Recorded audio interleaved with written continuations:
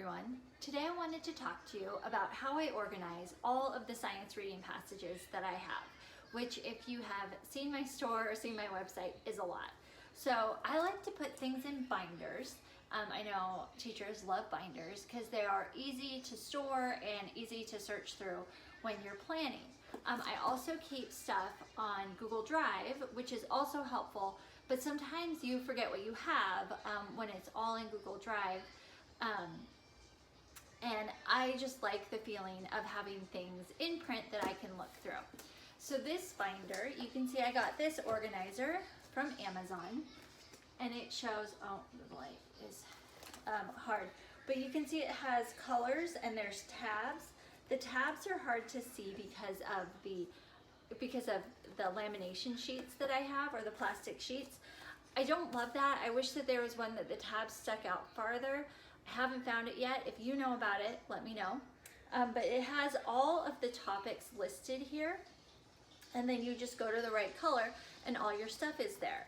And the way I keep it nice, because I didn't want to have all my papers hole punched, because then if I used them to make copies, the copies would have the hole punch marks, and I just thought I could avoid that. So I put an entire reading passage in one of these plastic sheets. So you can see this has multiple pages in here. I'll pull it out. So it has the entire reading passage stuff is in there, and I just slide it in one of these plastic pockets, and then I have it for when I need it. And if I think I need this for students, I can pull it out. Oh, it's hard to do backwards. I can pull it out and use it and make copies of it, and then put it right back, and I have everything where I want it. So that's what I like to do.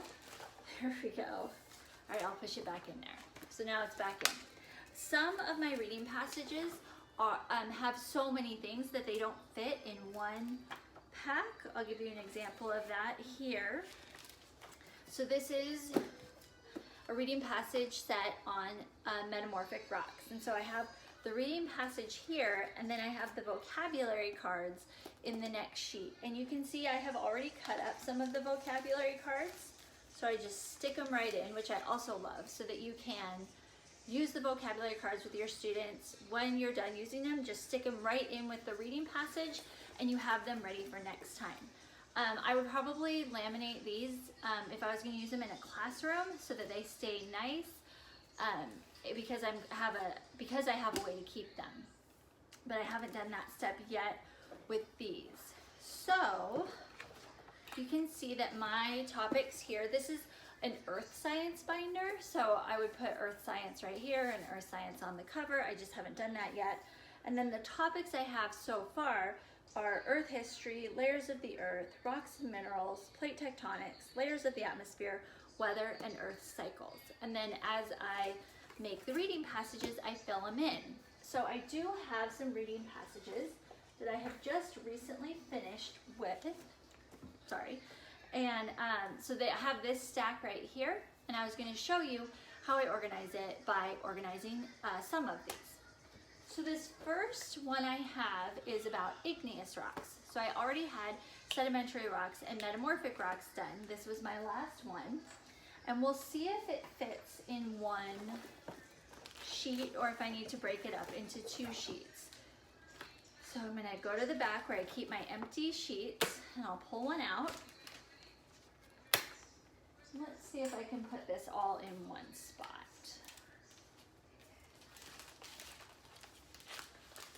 And I know if it fits without curving a lot, because that curving a lot will mess up the binder. Oh, and you know what? It just barely fits. So there, I've got all my pages in here. I have the reading passage. I have the vocabulary cards, I have the scaffolded notes pages, I have the comprehension questions, and all of my answer keys are all in here. So that when I am teaching my students about the rock cycle, I can use this as a resource. So that rocks and minerals is tab 3, so I'll look for tab 3, here it is. Sorry, there we go, here it is. And I am just going to open it up and slide it in. And now I've got my igneous rocks, metamorphic rocks, it's 2. Sedimentary rocks is also 2.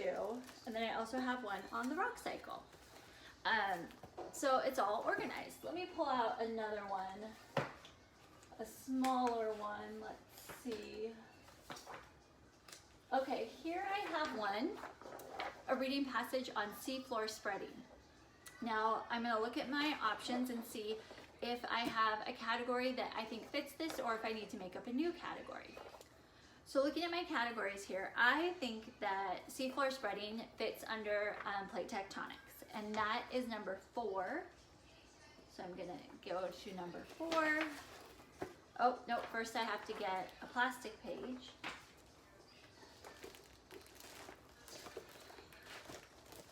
You can see this binder is already quite full, and that's good. It means I have lots of resources. But I also like to stay on top of my binders, and if I need to split one up into smaller sections, for example, I have a lot of reading passages for Earth history, so I'm thinking pretty soon that one is going to need its own binder. And then I'll have my other Earth science topics here, because I haven't even started on the oceans yet. And so that's going to be a whole nother few sections. Okay, now I said plate tectonics, and that was number 4. So now I'll go find 4. I'm at 3, 5. Here's 4. And I'll just put it in. Perfect. So this is how I organize all of my science topics. I would have a Earth history binder, a life science binder, a physical science binder, and then when I am planning lessons, I have all of the resources that I've used in the past in one place that I can easily grab from. And if I find something new, I just make sure I get a copy of it into the binder so that I have it if I need it. This is really helpful if you want to differentiate for your students, because I remember one of the hardest parts of differentiating for me was finding enough of the right resources to support students. And so having a binder like this makes a big difference. A lot of my reading passages also come with picture books, and so I wanted to share how I store picture books. So let me grab one right here. Okay. So these are my favorite bins. You get them at Target. I just got 2 sets, I think 2 of these for $5 at Target. So one for $2.50. So that's just such a great deal for organization. I looked on Amazon first and I couldn't find anything that was the right size or as good of a deal.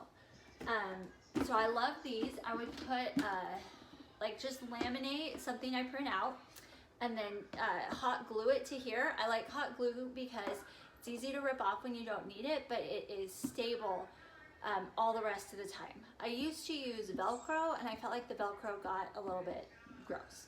So I just use hot glue now. I put it there and then I get my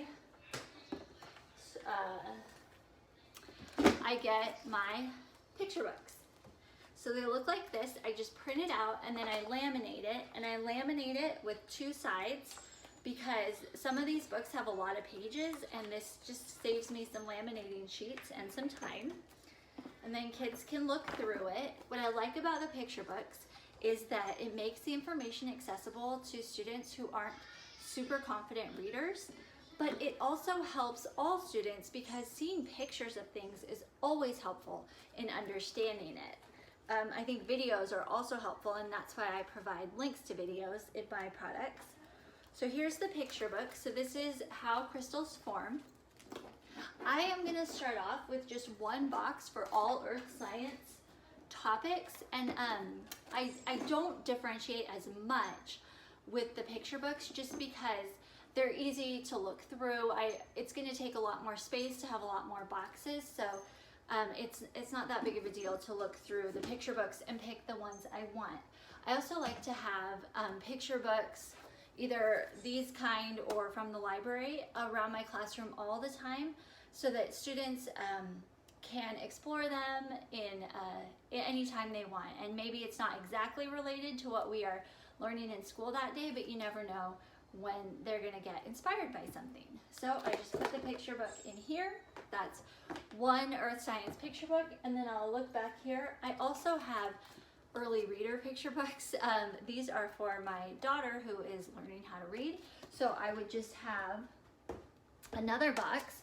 You're not necessarily going to have early reader picture books in your science classroom, but you might have earth science and life science, or animals, or the ocean, and so you just have another box and you throw those in. So I will sort these because all the picture books I have right now are either earth science or early reader. Dangerous Weather is an early reader picture book.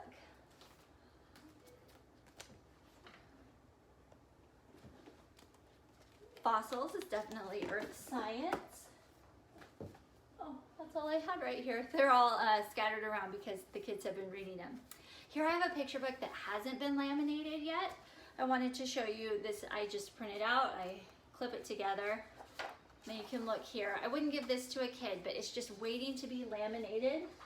And I laminate them. I have the Scotch laminator. I think I got it at the grocery store or Target years ago, and it still works well. And then I order these laminating sheets on Amazon, and I just take the pages that I want to laminate. So in this case, the cover and the first page. There you go, and I line them up. And then I open my laminating sheet. This is something I do, you know, while watching TV, or not really.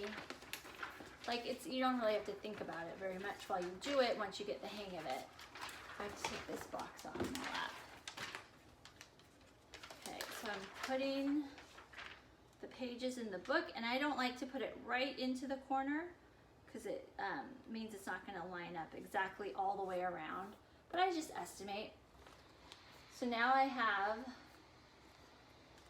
my 2-page that I will laminate. I'll run it through the laminating machine, and then I use a hole punch, put a hole right here. When they're all done, I put them on one of those metal loops, and that's my picture book. And it's easy, but stays together pretty well. And if something gets broken, you don't need to redo the whole thing. You can just fix the one page. Okay, so that is how I keep myself organized with all my science reading passages. I have boxes for picture books. I have a binder for all the reading passages, and I keep everything on Google Drive, which maybe I'll make a video and show you how I do that too. Thank you so much for watching. I'll see you next time.